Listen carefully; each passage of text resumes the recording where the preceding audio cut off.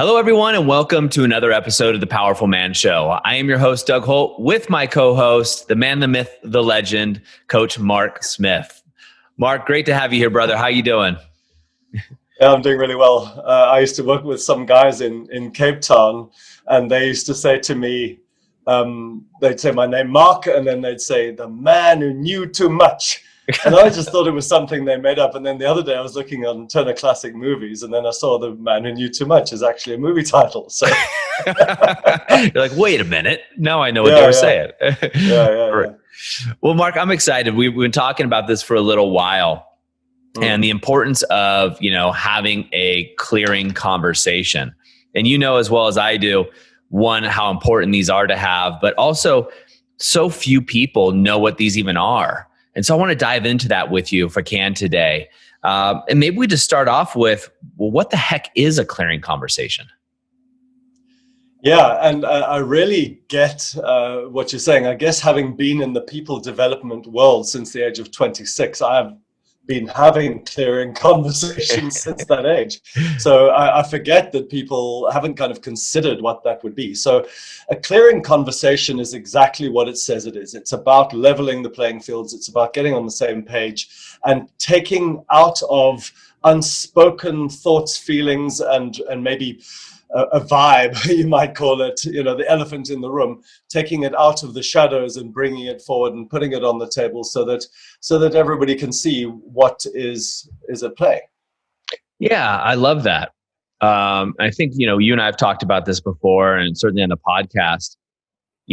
I like the idea of clear glass between two people, that visualization. If you can imagine you and I right now, even though virtually, recording this, there's a clear glass between us.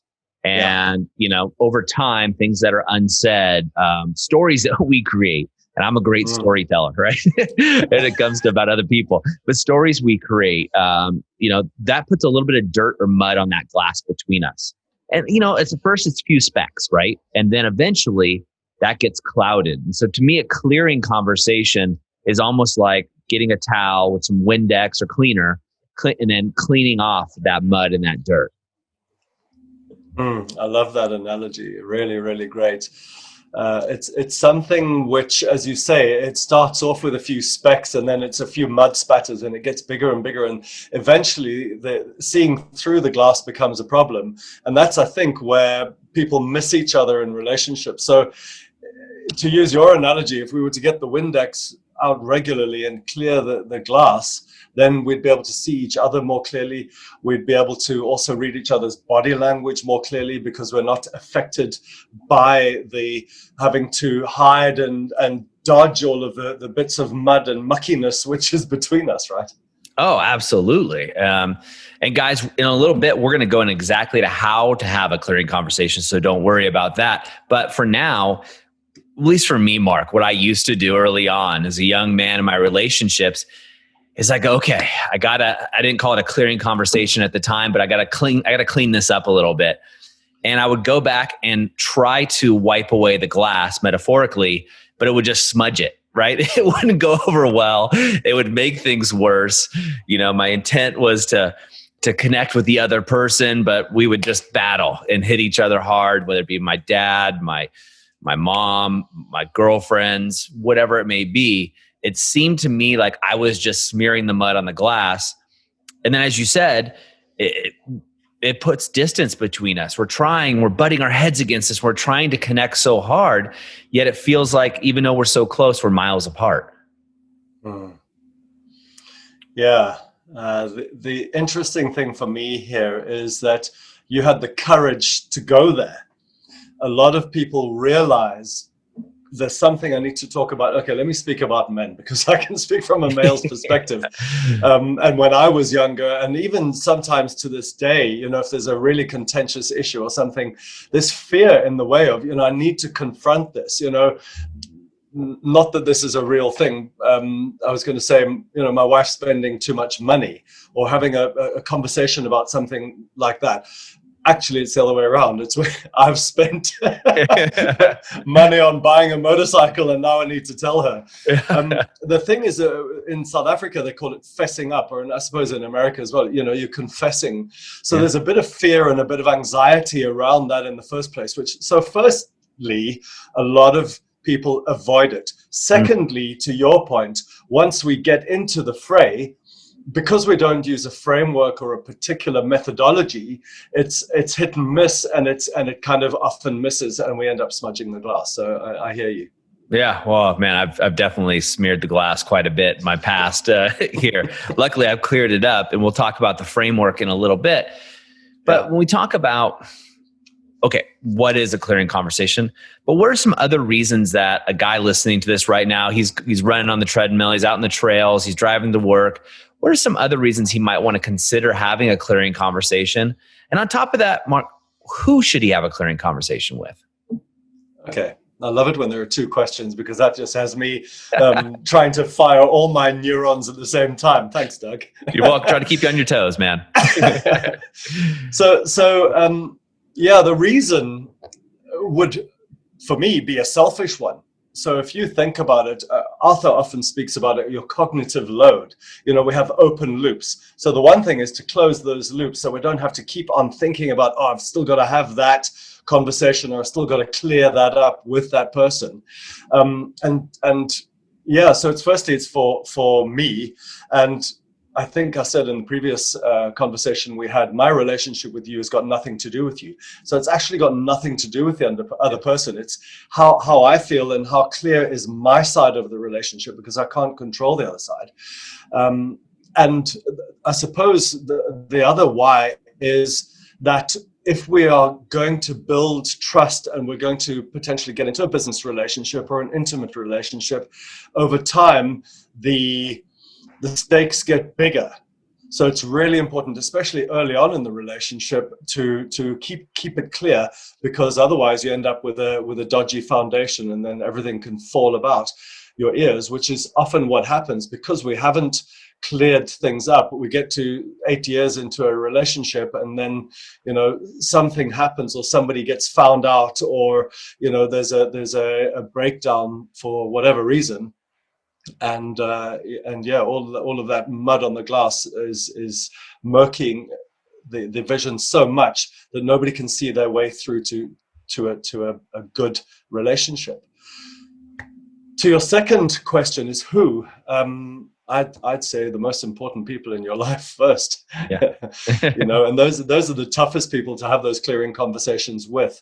Often, if I think about my family, what I've experienced is the willingness to almost be a bit brutal with those people that we love, and they can get hurt in the crossfire. And what I would hope is that through a clearing conversation we can avoid damaging those we care about and love the most, as opposed to dumping on them all of our emotional baggage, that we give them some kind of level of respect they deserve, and clear our way forward with them in a healthy way that is respectful to both and doesn't diminish the other person.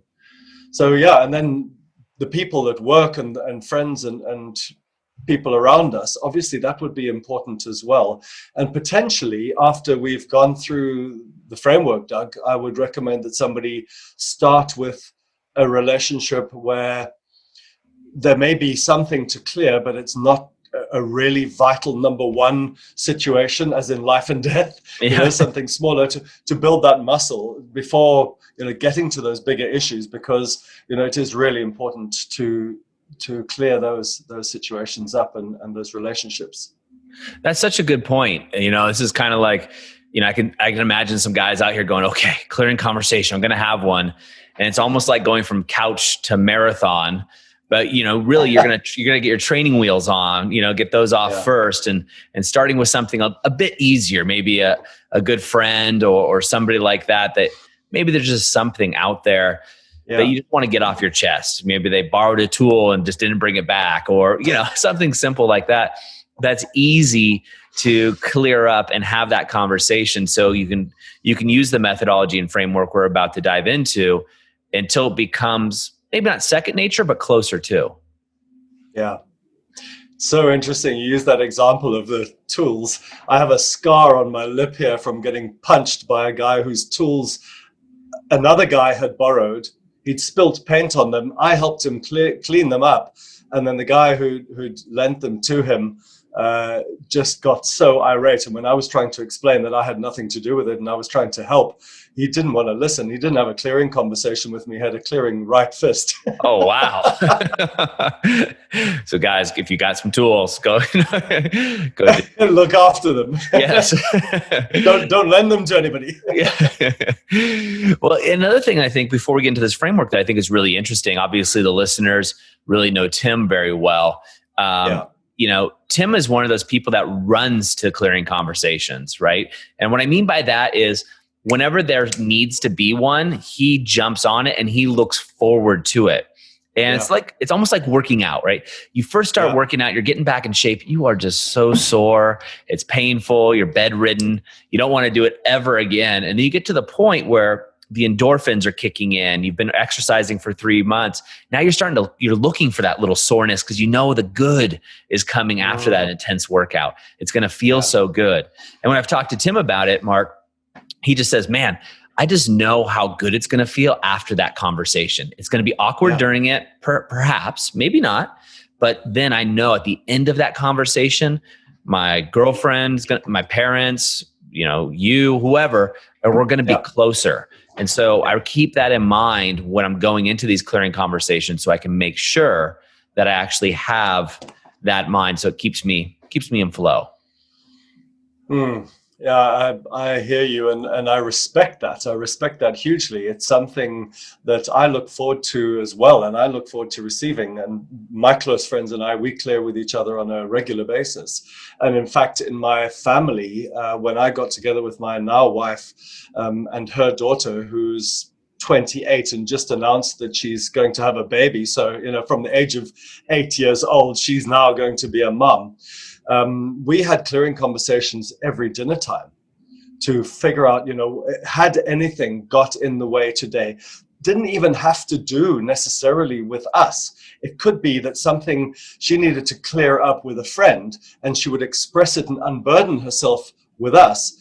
And then we would help her to get clear on what she needed to say to her friends. So she was constantly clearing with her friends at school, from probably not 8, but certainly 10, 11, 12, in the teenage years. She's fearless about speaking her truth. And I think that served her really well. I hear you. I think that's what a beautiful gift you've given her. And obviously, your wife and everybody else around you. What would you say, and we'll move on to frameworks here in a second. What would you say is your energy going into a clearing conversation? Maybe we'll call it Mark 1.0, Mark in his 20s, I guess, when you started, and Mark 2.0 today. Maybe it's 8.0, I don't know. But, that evolution, your energy going in and your energy coming out of it. How would you describe that? I think that's a really great question, Doug. The danger for me is to be too intent on having the clearing conversation, and that it might come across as too big or imposing, or I'm going to come and clear with you now. Brace yourself. Yeah. So what's really important for me is, prior to a clearing conversation, that I manage my energy, that I breathe it through, that I've also planned it, that I've thought through what I'm going to say, what I need to experience, that I'm clear that the person in the clearing conversation wants to have the clearing conversation, because there's no way I'm going to do it to somebody. It's a both sides being willing. Yeah. And so, it's mostly for me, specifically around managing my energy, being clear, also having done some preparation. And then obviously the framework is there to really help. But the benefits for me are, it seems to be like a reset in the relationship. As you say, clearing the glass, it can be moving stuff out of the way. And often that stuff has been lurking for a while. It can feel so much lighter such a great way to be closer to the person. We also create boundaries, right? So during a clearing conversation, part of it is we can say, so let's figure out how to not let that happen again, so that we're moving forward, we're not falling into the same pothole again. And also, I suppose, what my daughter would call couple goals, so that if it's a joint relationship, so where are we going? We can also use it to create a clearer vision for the future. I love that. When we look at the benefits of coming into it, because I still get anxious going into clearing conversations. I'm looking forward to the outcome, but as long as I don't attach expectations, I have that engaged indifference. It reduces those. Easier said than done all the time, though, for me. Yeah. But the outcomes, guys, what you can be looking at from this, and I'm just going to give you a couple of the benefits, right? You got your health benefits, but here are your clearing conversation benefits, is you increase the intimacy between you and the other person. Intimacy isn't always sexual, right? So this could be something with your friends, but you're getting closer to them, you're strengthening the bond. But intimacy is also, the first stage. We're doing a master course for the guys in the Brotherhood, a 6-week course on sexual mastery. And one of the first things we're teaching them is about clearing conversations, right? That's the first step really towards intimacy. And the reason being, especially for women, guys, if you're in a sexless marriage, a sexless relationship, this topic that we're talking about is more than likely going to be a major step in getting you back in the bedroom, back to the closeness. Not that it's just about sex, but hey, look, we're guys, we want to have some sex. You want that intimacy, and having a clearing conversation not only allows you to have more sex, but the sex is so much better, right? I mean, you're having more of a spiritual experience with somebody rather than masturbating with somebody else, so to speak, which a lot of guys find themselves in. I know it's crude, but guys talk about it and they get it, right? It's just like, okay, wait, we're not connected anymore. Yeah. So Mark, let's dive into, we've been building the framework, so to speak, of why you should do it, what it is. Let's talk about the how. And I know you've got tons of experience in this, and I know you've got a framework that you utilize. How, I'm ready to do my first clearing conversation. How do I get started? Yeah. So initially, as I've said earlier, for me, it's about personal management or self-control in a way. So it might be dealing with some anxiety, as you expressed. I too have that. Less so these days than I used to. I used to be very fearful of, having something that could be uncomfortable because it might blow up in my face. I'm a relatedness driver. So if the relationship is damaged as a result of me approaching this, then there could be regrets. And so we get into our head. So one thing for me is get into your body. So I do, I might go for a run or for a walk, or I might do some meditation, or I might even do some jumping. Typically I learned one of the Osho meditation techniques is to just jump on your barefoot on the ground and just literally ground yourself. Breathe and get the emotions under control as well. If it's something that is causing me sadness or anxiety or anger, I'd want to shift those out of the way so that I'm clear before I can go into a clearing conversation. Not so that I'm disconnected, but so that I can be that I can facilitate it from my side, at least anyway. Beautiful. And maybe let's just take the guys through, if you can, just one example. I love the idea of getting into your body, and most men aren't familiar with that. You're like, get into your body. What the heck are you talking about? You've given a couple examples, like exercise, right? Whether it be walking, running, the meditation of jumping, which I've never heard that before. So we're gonna have to quiz you later when we get off of this call. But what are some other things that guys can do that are newer to this to actually get into their body, and what does that feel like? Yeah, that's a really good question. So I've listened to quite a lot of discourse from this guy called Osho, who was an Indian enlightened master from he has an ashram in Pune. I don't know if he came from Pune in India. So that was his thing. And he said that in this day and age of very busy lives, we need to have an active meditation. And that's where the jumping comes from. So for me, if I want to get into my body, I could, as I was this morning, I put on some rock music. I was listening to Seether this morning, and I dance, and I get into my body. I also do push-ups if I want to get into my body. I've done that since in my 20s. If I get angry and I know I can be explosive, that I'll do push-ups. And these days, instead of doing these explosive, angry push-ups, I tend to do slow push-ups. But they help, with the breathing, it helps me to feel into my body. The other thing that I tend to do is kind of, literally, like we used to before a rugby match, we used to, tap ourselves and get your legs going and actually feel your body. Yep. So those are just a couple of ideas.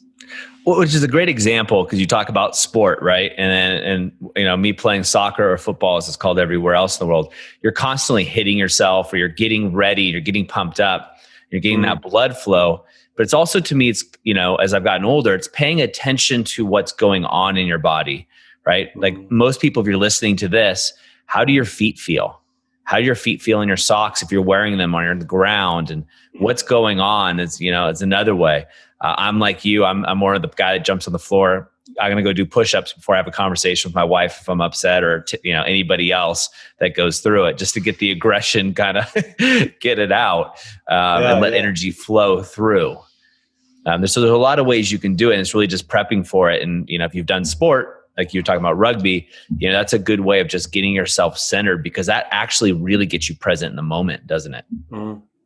Yeah, this morning I went out for my Alpha Rise and Shine, and I have never done Tai Chi in my life or been taught, but I did Tai Chi this morning. So I did some stretching and yoga, and I could just feel my body. I had my hands in the grass and in the dirt, and did some Tai Chi moves, felt my balance, sort of tried to see if I could balance on one leg with my eyes closed, and any of that stuff will have you present in your body, right? Absolutely. I love it. I can picture you doing that. I'm going to have to go. Wasn't very pretty, I promise you. I picture you on a wood beam somewhere out in nature, water in the background, doing the crane kick. I was on a nice vision. I wish I was on a path that was at an angle, so I was losing my balance, and there was a horse in the field across the way laughing at me. So. I love it. All right. Yeah. So now we're in our body, right? What's next? Well, the other thing is to set the expectation and to get permission. So, we need to have an agreement from the other person that they want to have a clearing conversation. So it might be, honey, I've got a couple of things that are on my chest that are bugging me, that I really feel it would benefit me to have you here, and I'd love to hear what you have maybe not told me, and would it be possible for us to sit down at 3:00 this afternoon, maybe for half an hour, and do that in a really constructive way. So you have that calm. You don't try and create that agreement when you're having the previous argument. Yeah. No. Okay, so I've got her and I've sat her down, and I want to have that clearing conversation with her. And as I'm walking through that, and I've addressed it, she may or may not be receptive completely to it.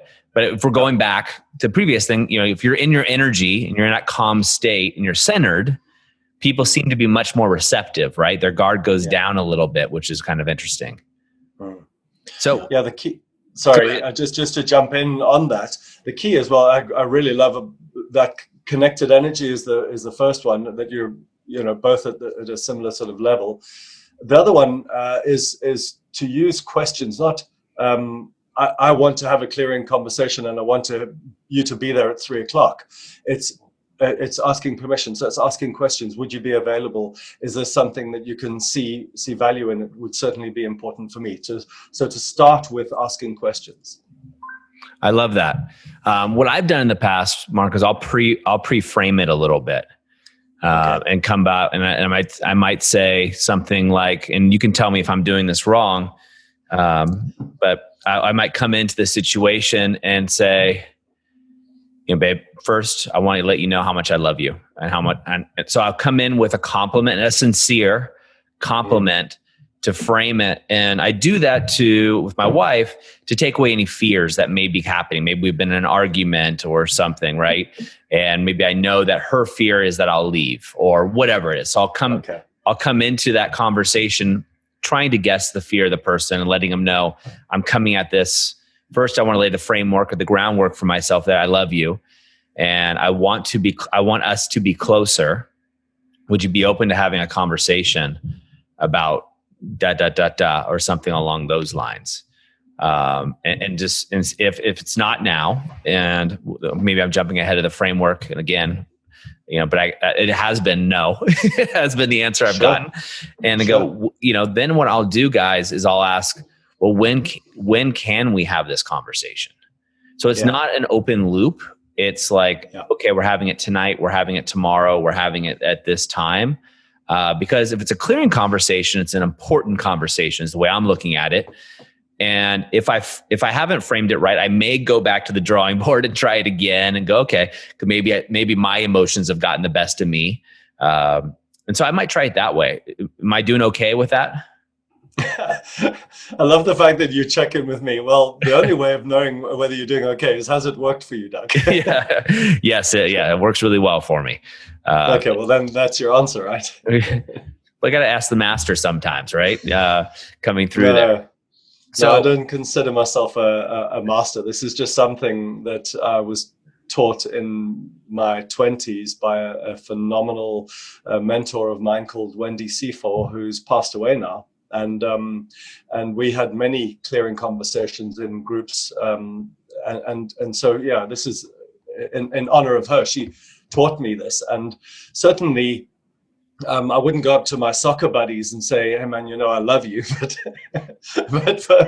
I love the idea of a preface, to set it up to say, hey guy, there's been a couple of things that maybe have been a bit scratchy around lately. Can we level the playing field? Can we get on the same page? Because I'd really like to talk about, how I feel that you never pass the ball to me or whatever, Yeah, exactly. Those conversations don't go quite the same, right? They don't accept my love. All right. So we've got the framework set in the initial part. How does it go now? How does the actual conversation go?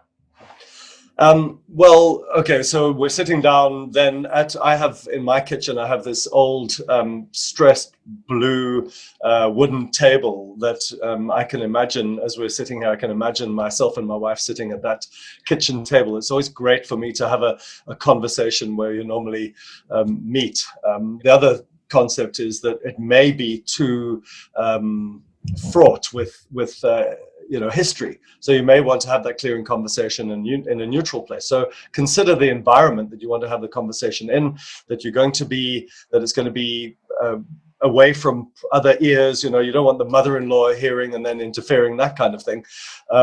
Or the kids, perhaps, maybe it's an adult conversation. And if it's about your sex life, you don't want the kids to be earwigging. Yep. So is that an expression you understand, earwigging? I know what you mean. Okay, that's good. I sometimes get feedback that the expressions I use are very English. So anyway, just stop me if I do. So that's really important, is to have the conversation in a place where you're comfortable. So you get the agreement, you're comfortable. I'd also say that this is a conversation which is confidential. The agreement that we have in this conversation for us both to be safe is that we won't talk about it to anybody else outside this conversation.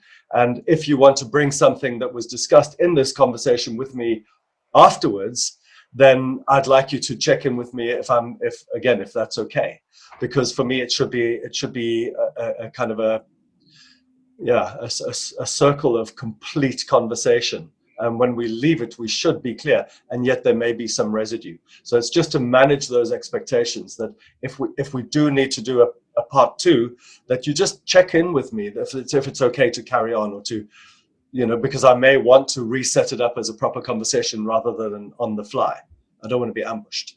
I like that. Yeah, I haven't done that one before, that part of it. And I think that's really good, because you're also kind of pre-framing, like there's going to be an end of this conversation, right? Yeah. This is not going to be an open loop where we keep complaining about who does the dishes, and it comes up over and over again. We're going to have a resolution to this somehow, some way. Now, maybe later that the resolution comes about, but there will be a resolution to this. And don't air, what I would say is don't air my dirty laundry, or so to speak, anywhere else. Awesome. Yeah. So what's next? Great. So we've got that part covered.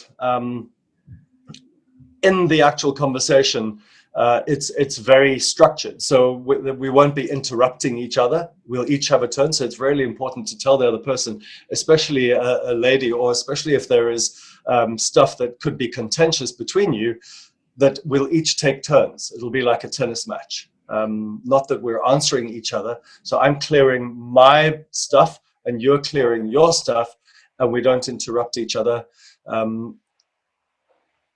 We don't tell any. Yeah, I've covered that. We don't tell anybody else. It's a confidential conversation. It feels like there's one piece that I'm missing. I'll think about it. It'll come to you. It's always in the spot, right? As you're looking into it, and then I think something you told me before is, there's no interrupting coming through here, right? It's not, or the typical, God, I can't believe you want to talk about this, Mark, or here we go again. Those kinds of things that we can do, but also our spouses could do, because they know how to press our buttons better than anybody, and test us as women testing men to see if are we really concrete in what we're about to have a conversation with, and is our energy centered.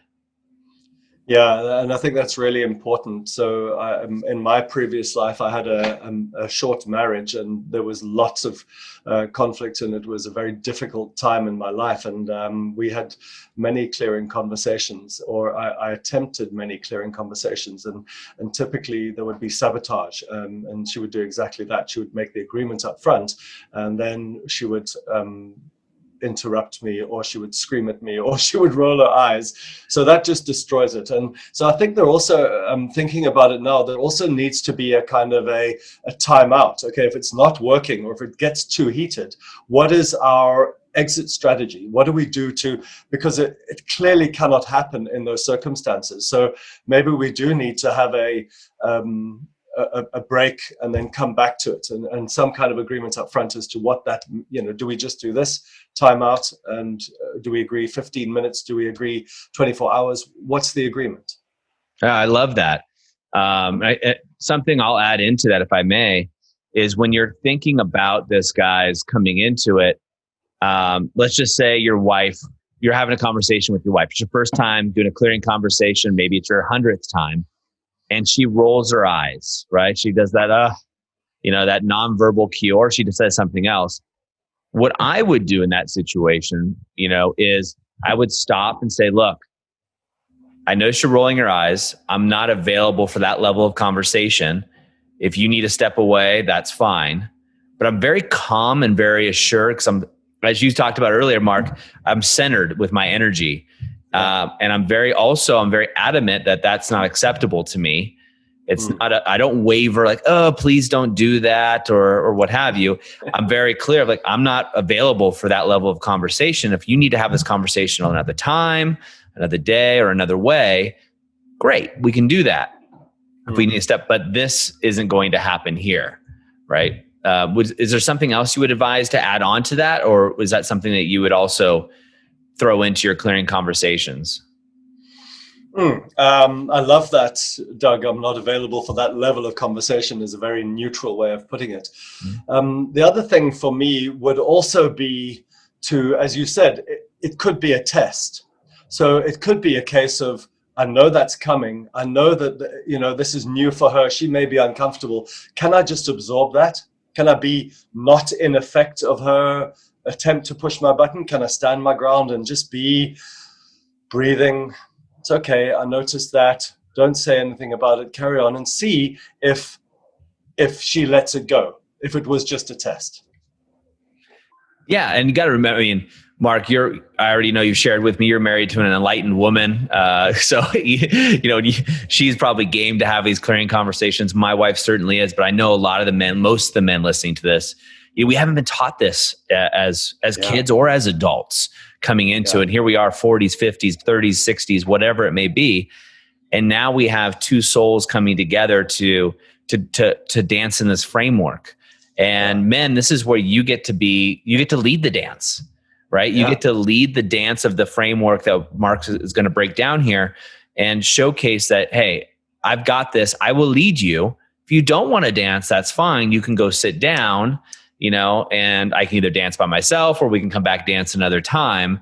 But you have to be very, very cool with it. That's the word I'll use. You can't get triggered. You can't get fired up because she's not listening to you, because it very likely is a test. It very likely is uncomfortable to her and probably is bringing up past relationships. Maybe, her dad sat her down before her dad walked out on the family. All kinds of things can boil up to the surface unconsciously for her, but also unconsciously for you. So if you come into that, I like that rugby idea of hitting yourself and getting present and having, because I just picture power there, but also coming through this with engaged indifference, where you're engaged in the conversation, but indifferent of the outcome, right? So you're indifferent of how this is going to play out. You want it to play a certain way, but if it goes sideways, you're okay with it because you're secure with where you are.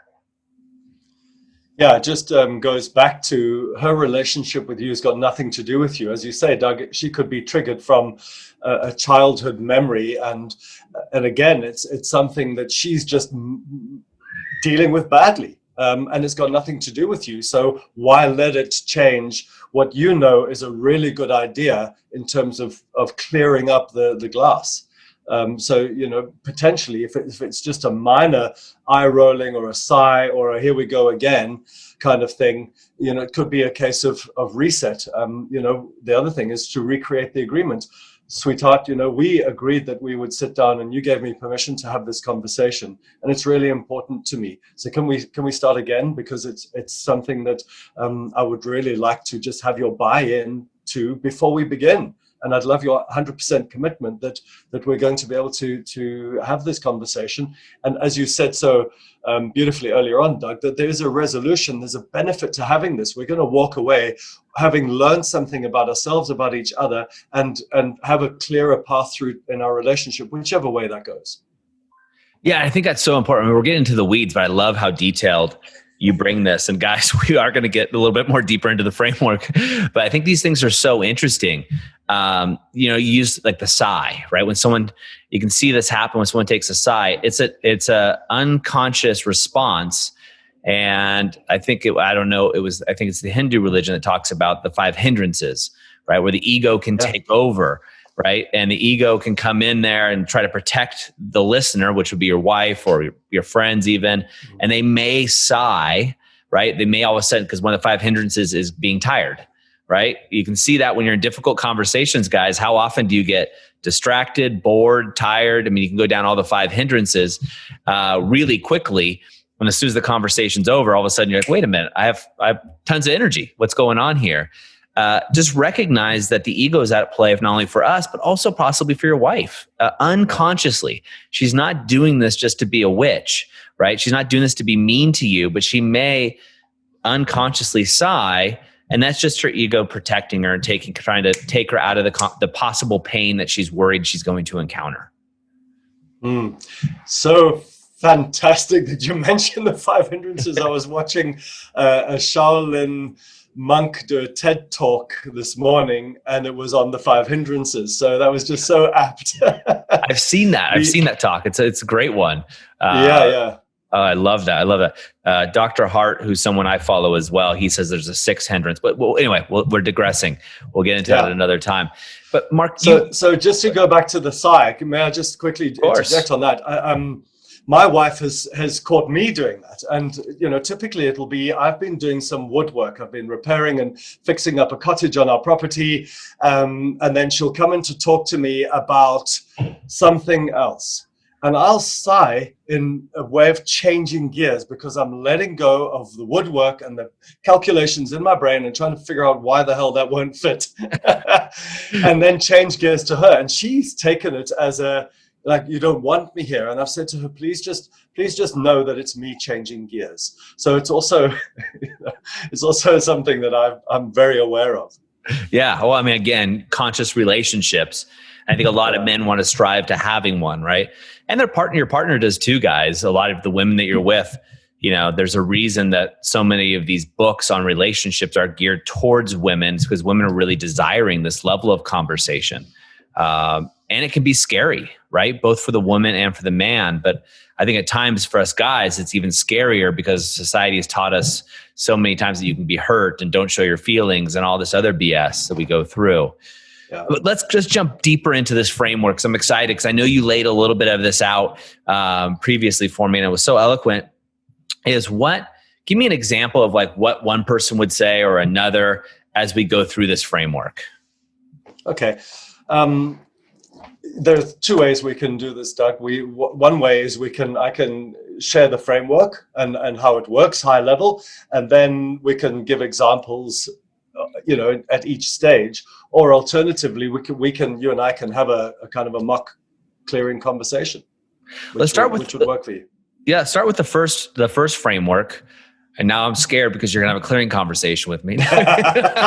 Is this really why you wanted to talk about this? Doug, I'm glad I pinned you down. Let's go over the framework first, because I want to give the guys a container that they can come back to. And guys, I encourage you, whatever you're doing, stop if you can, or at least mark this or what have you, bookmark it, so you can come in and come back to the framework that Mark is going to lay out here, because this is something that you're going to want to use over and over and over again. And again, like we talked about earlier, don't start off with your wife or your most important relationship that you have. Start off simple. Start off with coworkers, employees. You can do this with employees and staff. I've done it, and it's been really successful. It's brought me closer to my team, right? And it's made my team actually, they're part of a family now. So you can do this with all kinds of people. If you want to start with a grocery clerk, go for it. Whatever you need to do to practice the framework, cue cards. But listen to what Mark has to say, because this is set up so well that it's almost, I hate to say, almost foolproof as you walk through the steps. So Mark, please take it away. Thank you very much, Doug. Thanks for that lead in. So firstly, as I said earlier on, in terms of setting up the clearing conversation, it's very important to say we'll each take a turn, and I'll go first, not for any other reason than it will give you the idea of how it goes, so that you can just copy me. And that's, as Doug was saying, it's really a simple process. So the first person, say I'm wanting to have a clearing conversation with Doug, I'd say, we've set it up, we've got the agreement, we're sitting at the kitchen table overlooking the fields, and I'd say, okay, Doug, so what is not working for you? And there could be different contexts to this. Like I said, we used to have clearing conversations at the dinner table with my family. It would be, what is not working for you, or what has not worked for you today? Or it could be, what is not working for you generally, or it could be, what is not working for you, and this is a risky one, about me. And I've had this with my wife. What is not, when she's been a bit iffy with me, what's not working for you about me at the moment, babes? And then she will tell me. And then she tells me. So they love it, because it's an opportunity to unburden. And it goes back to the hidden motives technique. It's kind of emptying the basket, right? Yep. Then the next one is to say, okay, so then now you ask me, Doug. Yeah. Then I can respond to the same question. What's not working for you about me, Mark? Yeah, exactly. So then I would respond. And I would tell Doug what's not working for me about him, or about whatever the situation is that we're discussing. So then we've got the negative out of the way. What's not working for you? What's not working for me, right? The next stage is what is working, because it's got to be balanced. So I end up saying so Doug, what is working for you? Or what is working for you about the business, or about the situation, or about me? Yep. And then I would go on and explain in detail. We only have so much time. And then I would say, well, great. Now that I've complimented you, Mark, no, what is working for you about me? Right. And And yeah, it's absolutely that. It can be complementary. It's really important to be genuine, though. It's really important to deliver a message that is what is working for me about you is that you show up on time, and this is, you know, an example of you doing that, or you express your love for me by doing that, or, you know, I really appreciate the fact that you picked up the kids when I couldn't, or whatever. And that's really working for me, that you're taking over some of these things without asking me to do it when you can see that I'm busy. And I just want to appreciate you for those things. So can I interject here as we keep going through the framework? Yeah. So I can imagine my framework's slightly different than this and what I do. I love this. I'm definitely stealing it and adding into it. But I can see somebody going, I'm in the heat of the moment. Maybe it's been an affair or a past something that's happened, or emotional affair from years ago. It's still lingering. And right now in the moment, I just cannot think of anything that's working. It's just not working. I got 1.5 feet out the door. What do we do then, Mark? What's working for me about this situation or about you right now is nothing. Yeah. Let's just tell you the truth. Yeah. Boom. There you go, guys. So I think that's huge because that creates a clearing. What I've done in the past is I would make the mistake, perhaps, of saying, you know, what's working for me is, and I would look for just something positive. You know, the fact that you care for our children, or what's working for me is the fact that you stay out of my way. You know, the fact that when I come home, you're not around. Do something. I look for something small to add to the compliment. And then I would come up with, but our relationship isn't working, you know? Yeah. Well, it could be what's working for me right now is the fact that we're having this conversation, that you're willing to be here with me. And that could be all that you mentioned. As I said, I would be completely genuine. I wouldn't blow any smoke at all, because it's not appropriate. No, not appropriate at all. Great. And so we've gone through what is not working for you. Both parties have divulged that. Then what is working for you? So we've got both sides of that coin. What's next? Oh, the last part is a catch-all statement. Are you carrying anything? In other words, is there something that, you know, after you're hearing me clear, is there something that's come up for you, your subconscious has popped out that you haven't had a chance to say? And often what I found in these sort of situations is that it could be, if somebody's cleared really well, that there's nothing.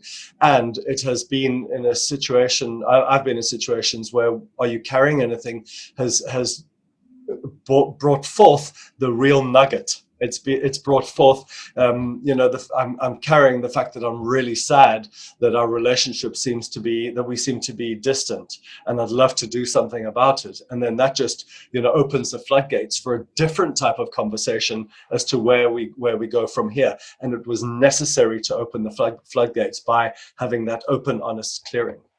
I love it. And it kind of goes through in business, right? The 5 whys. And I can't remember what that came through as a tool. Look at me always relating it back to business, but of constantly asking like what's really going on, and you eventually kind of getting to the root of the issue. What my wife would do, especially early on, I would say, is there anything more? And she'd say, well, that's it for now. Leaving an opening. I'm not, there could be something else coming up. I'm just like, you know, I've given myself an opening to come back to this conversation, coming through there. So I found asking repeatedly, what else, anything else, or something along those lines, starts to get to the core of the issue of what's really going on, what's really bothering the other person. Yeah. It's so interesting. I went into a company and they were doing this 5 whys, and the guy asking the 5 whys he's a lovely guy, but he looks like an EFF. No, not EFF. What are the wrestling? WWF or WWE? No, the kickboxing guys. You know, the cage fighters. Okay, yes, UFC. UFC, yeah, exactly. So he looked looks like one of those fighters, and he would be like, why? And the guys were in such fear they would say anything to get him off their backs. So I had them remove the 5 whys from their thing and change it to, what, like you said, what else? So exactly, it would be, so what's going on, what challenges have you had, and what else, and what else, and what else can you tell me? So there was no threat, because the why tends to be, why were you late? Why didn't you do your part? And then so we feel guilty. So the purpose of the are you carrying anything? It could be something simple just to get the logistics sorted, or it can be, as I said, to get the nugget out. And there's nothing wrong also with if that person says, well, I feel like I didn't give the first round very much of a shot, and you can go back to what's not working for you, what's not working for me, what is and what is, and do it again. Why not do 2 rounds? Yeah. Well, I mean, the clearer you get, again, that glass analogy, you want that glass, guys, crystal clear, especially with those relationships that are the most important to you. Yeah. It's going to bring you so much closer. It could be emotional and what have you. And another thing I'll just throw in there is when you're receiving the information, do everything you can not to be defensive. And what I mean by that is when you ask your wife, what are you carrying, or what's not working for you, and she comes at you, maybe she's hurt, about what you said or something else, and maybe she says, well, what's not working is our sex life. Like, don't coil up and react. Well, our sex life isn't good because you da da da da da. You're there just to listen with engaged indifference and just take it in. And kind of a technique that we've talked to guys about before is almost watch the scene as if you're watching a movie. And this is not to take yourself out of it emotionally, but so you're not as reactive, because it's easy that, if this is your first time having a clearing conversation, odds are the things that are going to come up are going to be tender, right? Tender for your partner, tender for you. And, we can make things mean something, right? If your wife says, well, our sex life's not working for me, right? Most men equate that to, I'm not good enough. She's going to have an affair. She is having an affair. Who else does she want to sleep with? What am I doing wrong? Is my penis too small? Is it too big? All of these things start going through immediately and through a man's head. And I'm going to recommend, guys, that you just get clarity and ask her, well, why? Can you tell me why that it's not working for you? And dig a little bit deeper into it, but do it calmly, almost like you're an investigative reporter, trying to get to the facts and find out the information. I call it putting your Indiana Jones hat and going on an adventure to really find the clues to figure out what's happening, rather than sitting back, folding your arms and getting angry and, our sex life's not good because you put on 10 pounds and da da da da. You're going into a victim mode and blaming the other person. That's not what this is about. This is about clearing the glass between 2 people that care about each other, right? It may be your mates, it may be, your wife, it may be something else, but you're there. Remember the intent of this conversation when you sit down. So Mark, what else can we leave these guys with? We gave them the framework. We can do an example of one. We kind of did a mock there. And I don't necessarily, we don't have a couple hours for you to tell me what's not working about me. So joking aside, what are some of the other tips and pro tips that these guys might want to take with them when they start this process? Well, you brought up a really important thing there, I think, Doug. If you are triggered and she says something about our sex life is not working for me. Firstly, it could mean that she wants a better sex life. So, if you are triggered because of your own insecurities, doesn't mean you're right, firstly. Secondly, if you want to discuss those, I wouldn't do it in the clearing. I would keep quiet and let her clear, and then carry on, work through the process. And then when she says, are you carrying anything? Because you say, ask me, I'm going to ask you, are you carrying anything? And then she'll ask you, I'm carrying what you said about our sex life, and I'd really like to understand what it is that isn't working for you, and maybe you can share that with me. That's where I would place that. So I wouldn't interject or try and confuse the process by putting it in the middle. Other tips, Doug. For me, the clearing conversation as we've said, could be at a level 2 out of 10, or it could be a 9.5 out of 10. It could be a make or break relationship clearing conversation, or it could be, you didn't do the dishes on when you said you would. So it's really important that you also prepare the person that you're having a conversation with for that conversation. So, if it's a make or break kind of conversation, I wouldn't sort of say, can we meet at 3:00 and just, leave it at that, and it would feel like an ambush. I would, as Doug said earlier on, I would prepare the person and say, this is something that's really important. It's about our relationship. I've got some strong feelings. If you need to, and I would love us to be really clear and mature and adult about this. If you need to go and, take a walk, or you want to clear your head beforehand, I'd love it if we can meet in a place where we're both feeling constructive and we can get some value. I absolutely love that. And I'm going to add that step back in. I'm going to take my other step out of the framework of trying to get clear in the middle and stop trying to be so reactive and do that. And at the end of that conversation, how do we want to end it? How do we want to end this conversation? What are what do we want to do at the end of this clearing conversation, whether it be a level 2 or a level 10 coming through it? Yeah. So for me, it's you'll have heard me before, Doug. I'm very big on agreements. So it would be a case of some stuff came up in this conversation. Shall we sleep on it and then talk about it some more tomorrow? Do we agree that we're going to have another conversation? Doesn't have to be a clearing conversation. Could be just a clarifying conversation in terms of what came up in a different way, or to get on the same page. But I would make an agreement about a follow-up. I wouldn't just leave it if there needs to be a follow-up. If it's clear and we've reached resolution, then it may well be that there's cause for celebration, and you want to mark it by having a meal together or something like that. It often will, in fact, in my experience, end up, as Doug said earlier, in greater intimacy, greater connection, and understanding of one another. Therefore, it's to be appreciated and celebrated, but definitely create some agreements. I love it. Mark, this is an amazing framework. You've given me some things to chew on as well here that I'm going to take into my relationship is going through. As we're recording this, I can hear kids running and bouncing and jumping off the walls upstairs above us. And it's so fun. I'm going to sit my 3-year-old down and have a clearing conversation with him about that. No, obviously I jest, but in coming through this, guys, I really recommend that you go back through here and take what Mark has said of this framework and write it down.